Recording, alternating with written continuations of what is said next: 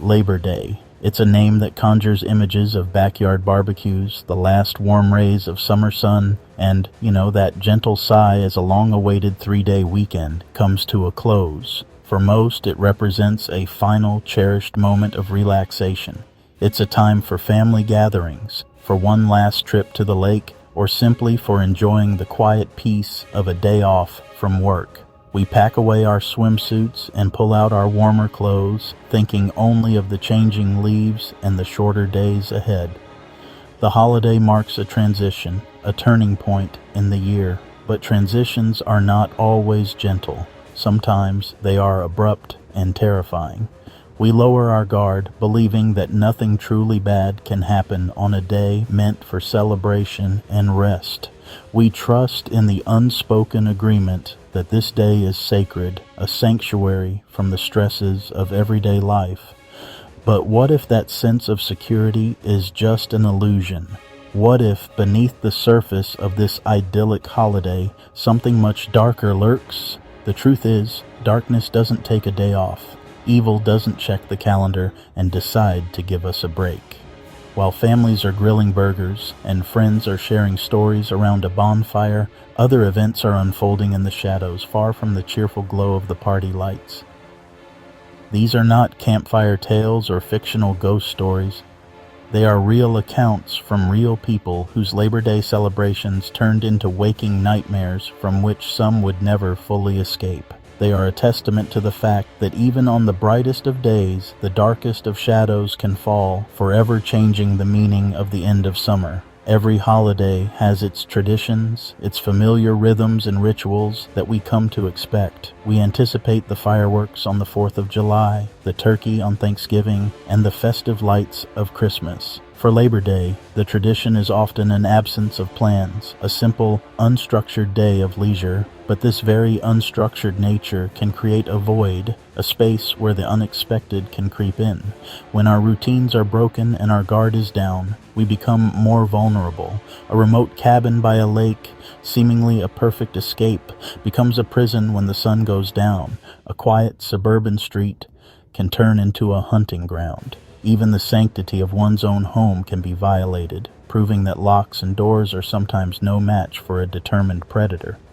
From a family's lakeside vacation that descends into a desperate fight for survival to a lone driver's terrifying encounter on a deserted highway. So, turn down the lights, settle in, and prepare to hear the stories that lie hidden behind the cheerful facade of Labor Day.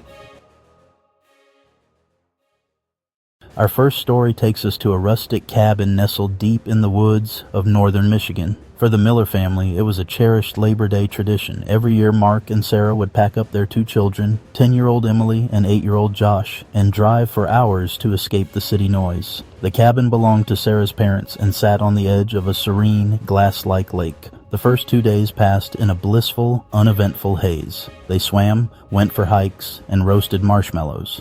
Mark taught Josh how to bait a hook. Sarah and Emily collected colorful autumn leaves to press. It was idyllic, exactly as they remembered.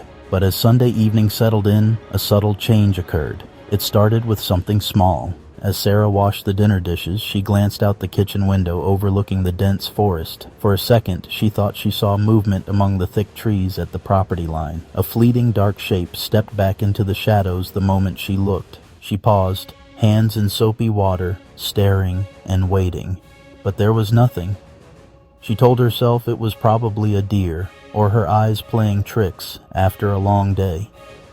Later that night, after the kids were tucked into bunk beds, Mark stepped onto the porch for a final breath of fresh air. He listened to crickets and the distant call of a loon, then heard a sound that didn't belong, a soft, rhythmic snapping, like twigs under a slow, deliberate footstep. The sound came from the same patch of wood Sarah had glimpsed earlier. He strained his ears.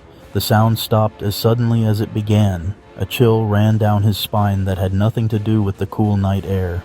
The next morning, on Labor Day itself, the unease from the previous night lingered. The carefree joy of their trip had evaporated, replaced by a quiet, gnawing anxiety. Around noon, while the family was down on the dock, Emily let out a small gasp. "Dad, what's that?"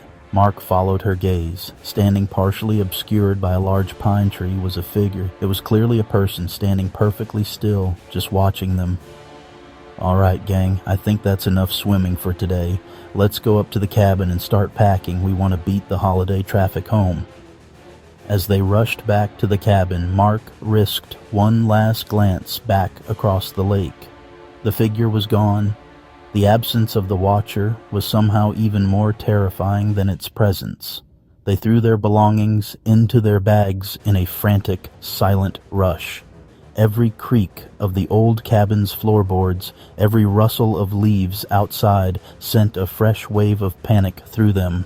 As Mark loaded the last suitcase into the car, he found something resting on the front windshield. It was a small, crudely made doll, fashioned from twigs, twine, and a scrap of red cloth. Tied around its neck was a single, long strand of blonde hair, the same color as his daughter Emily's. Just the silent, horrifying message. The family scrambled into the car and sped away down the gravel road, not looking back, leaving their Labor Day nightmare behind in the dust. Our second story moves from the isolation of the woods to the familiar setting of a suburban workplace. For 22-year-old college student Chloe, Labor Day meant an opportunity to earn some extra cash. She had picked up a holiday shift at the Book Nook, a large, 2-story bookstore in a sprawling strip mall. As evening approached, the store grew even quieter. The last customer left just after 8 p.m. Now, Chloe was completely alone. She was the only employee scheduled to work the closing shift. At 9 o'clock sharp, she walked to the front of the store. She slid the heavy bolt on the glass doors, the sound echoing in the empty building. For the next hour, it was just her, the thousands of silent books, and the hum of the fluorescent lights above. Chloe started her closing routine in the children's section. As she was straightening a display of picture books, she heard a distinct thud from the second floor. It sounded like a heavy book falling flat on the carpeted floor. "Hello? Is anyone there?" The only answer was the soft strains of a violin from the overhead speakers. Deciding she was just being paranoid, Chloe tried to continue with her tasks. A few minutes later, she heard it again. This time, it was not a thud, but a soft scraping sound. It sounded like a wooden chair being dragged slowly across the floor. A cold knot of dread tightened in her stomach. Someone else was in the store with her, someone who had hidden away, waiting for her to lock the doors and be completely, utterly alone. She could see him in the darkness, rocking in a wooden chair. She was no longer just an employee closing up for the night. She was trapped inside with an intruder. Our third story unfolds in a place where we should feel safest. A close-knit suburban neighborhood. It was Labor Day afternoon. The cul-de-sac was alive with the sights and sounds of a classic block party. For David and his wife, Karen, this was an annual highlight. Amidst familiar faces, David noticed a man he didn't recognize. He stood by the edge of the yard, near the back gate to the street. "David. Hey there. I'm David. Glad you could make it." Narrator, VO. Wiping his hands on his apron, David walked over. "Paul," quietly. "Paul. Thanks for having me. Great party." Narrator, VO. The man turned, smile widening slightly. "Your wife sure is beautiful, pleasant and well-spoken, but vague." Narrator, VO. David felt a subtle, indefinable unease. Something off about Paul's eyes, too watchful, too intense. He simply stood in the same spot, slowly eating his hot dog. Karen, whispering, "Who's your friend?" David, whispering, "I have no idea. He just sort of appeared." Narrator, VO. He walked out the gate, disappearing as quietly as he had arrived. Narrator, VO. The party continued. The strange encounter with Paul was soon forgotten.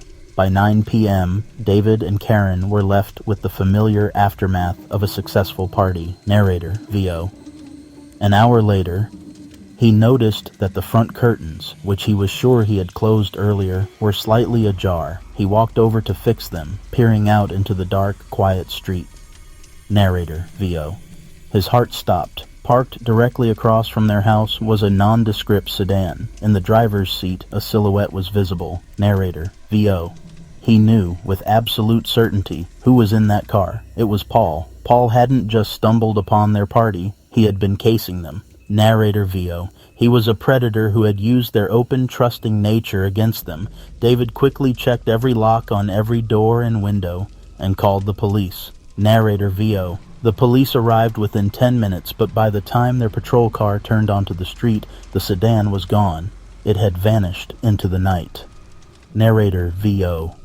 They never saw Paul again, but for years, every time they looked out their front window at night, they felt a chilling echo of that Labor Day fear.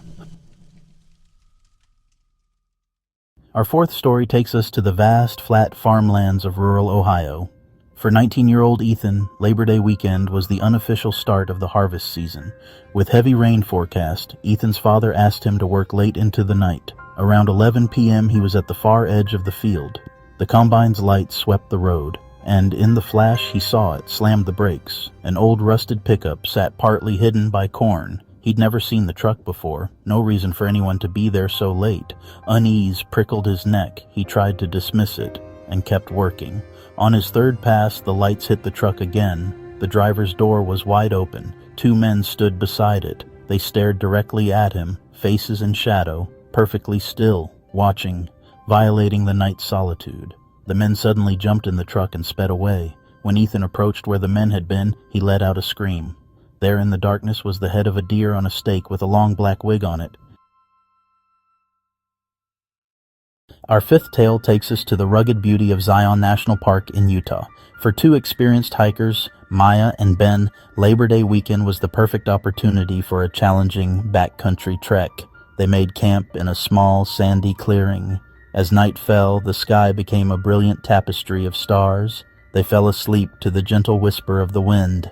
On the morning of Labor Day, they awoke to a strange sight. About 100 yards from their campsite, another tent had been pitched overnight. Throughout the morning, they watched the blue tent, waiting for its occupant to emerge. No movement, no sound came from it. The unease they felt earlier began to curdle into genuine concern. By late afternoon, they decided they had to check. As they got closer, they noticed there were no footprints in the sand around the tent. It was just the tent, isolated and pristine. With his heart pounding, Ben reached out and cautiously unzipped the tent flap. The tent was completely empty. But that wasn't the most disturbing part. In the very center of the tent's floor, drawn carefully in the dust, was a crude, childlike sketch, a drawing of two stick figures lying side by side. Next to them, a drawing of their own tent. This was a message, a threat. The phantom camper wasn't in the tent. They were out there in the rocks, watching them. They abandoned their own camp and began the frantic, desperate hike back to civilization. Our sixth story begins on a desolate stretch of highway in rural Nevada. For college student Jessica, she was making the long 8-hour drive back to her campus apartment alone. Around 9 p.m., she noticed headlights in her rearview mirror, but the car, an older, large sedan, didn't pass. It slowed as it reached her bumper and matched her speed. High beams glaring into her mirror. She tapped her brakes, a signal to back off. The car didn't react. She sped up. It matched her. She slowed down. It slowed too.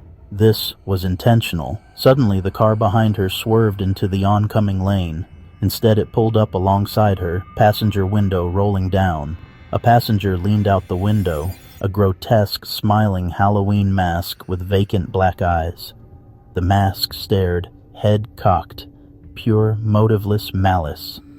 "Ah!" Jessica screamed. She stomped on the accelerator, a loud metallic bang. They'd rammed her. Her vehicle swerved violently. She fought to keep control. A sign for a small town, a tiny pinprick of light ahead, her only hope.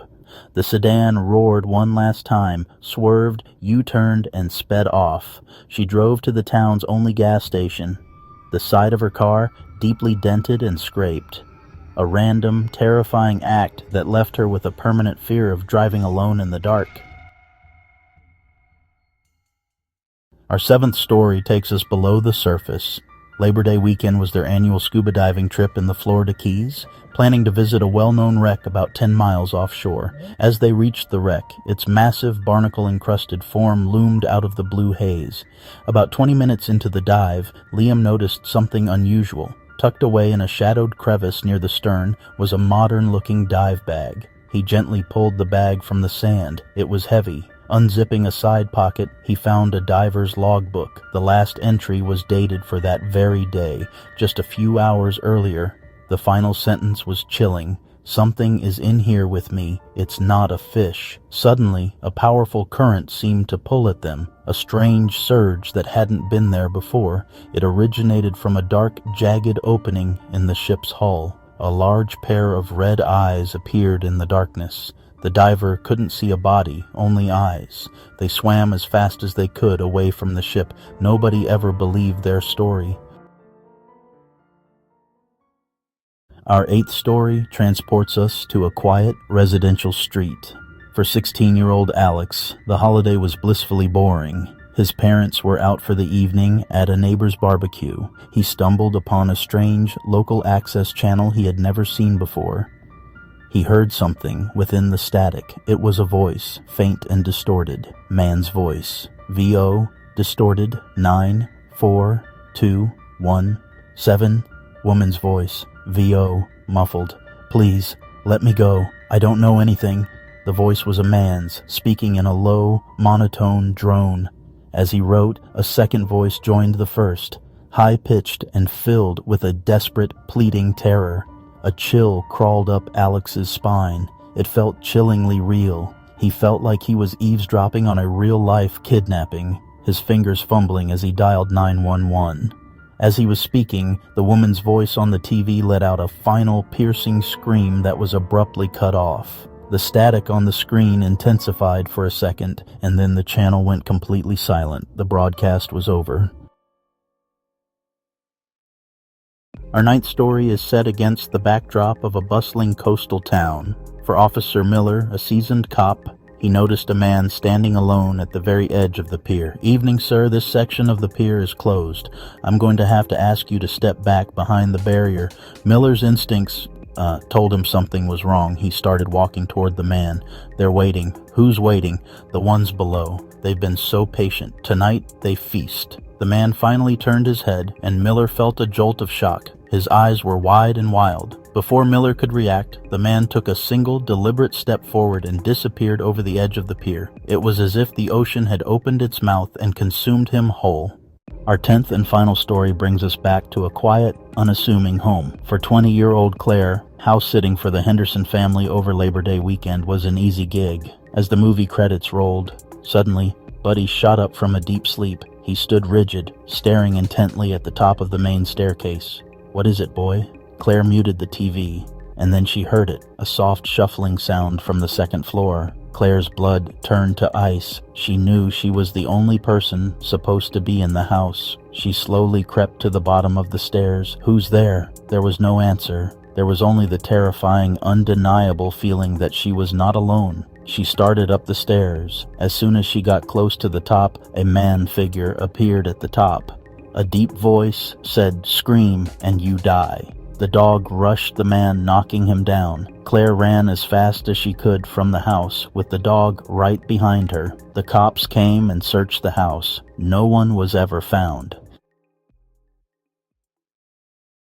The sun rises on the Tuesday after Labor Day. For most, it signals a return to routine, the official undisputed end of summer's freedom. But for the people in the tales we have shared, the holiday leaves behind a very different kind of memory. It leaves an echo, a chilling resonance of fear that lingers long after the day has passed. The common thread that weaves through these nightmares is the violation of sanctuary. It is this shattering of our sense of security that makes these events so profoundly terrifying.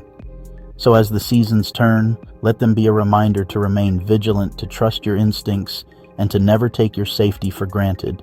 Remember that even on the brightest of holidays, you should always be prepared for the possibility that something is watching from the shadows, waiting for you to let your guard down or to not be subscribed to Tales from the Fiend.